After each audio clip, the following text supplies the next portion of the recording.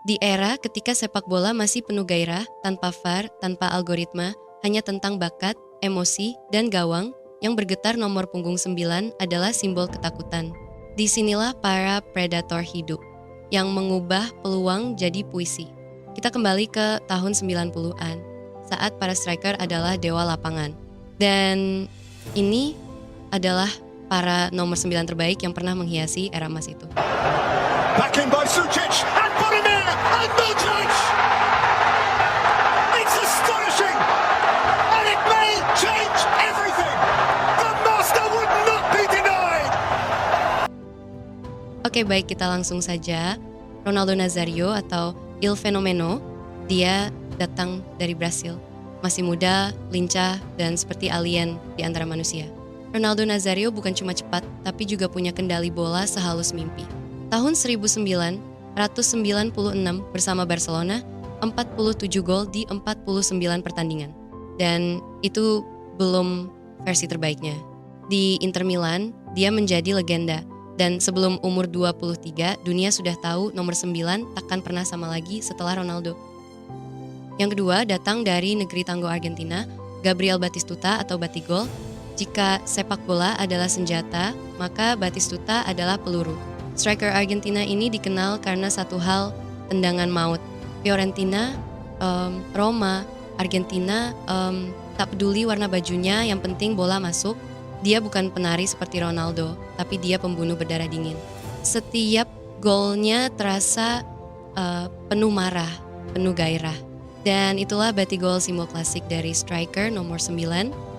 Ketiga, Alan Shearer, Raja Inggris. Di Premier League ada satu nama yang berdiri tegak di atas semua striker Inggris, Alan Shearer. Bersama Blackburn, dia bikin keajaiban, juara Liga tahun 95.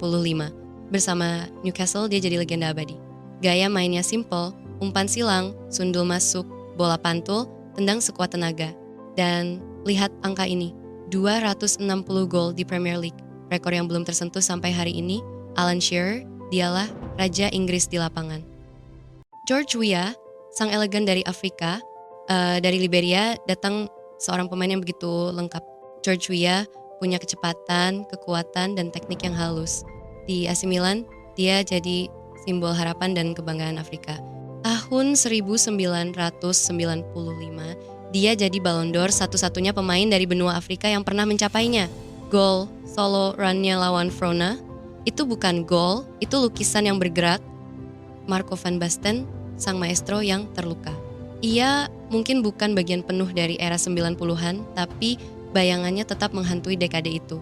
Marco van Basten adalah striker dengan sentuhan surgawi. Namun, cedera mengambilnya terlalu cepat. Di awal 90-an, dia masih sempat menunjukkan sihirnya bersama Milan. Dan bahkan dalam kesunyian, namanya tetap disebut sebagai nomor 9 paling elegan yang pernah ada. Robbie Fowler, dia bukan pemain flamboyan. Tak ada trik mewah, tak ada gaya berlebihan, tapi begitu bola mendekati kaki kirinya, gol hampir pasti terjadi. Robbie Fowler, anak asli Liverpool, dijuluki God oleh fans The Reds. Di era 90-an, dia adalah mesin gol yang dingin dan mematikan. Hat-trick tercepat ke gawang Arsenal hanya 4 menit, 2 musim berturut-turut cetak 30 plus gol di Premier League.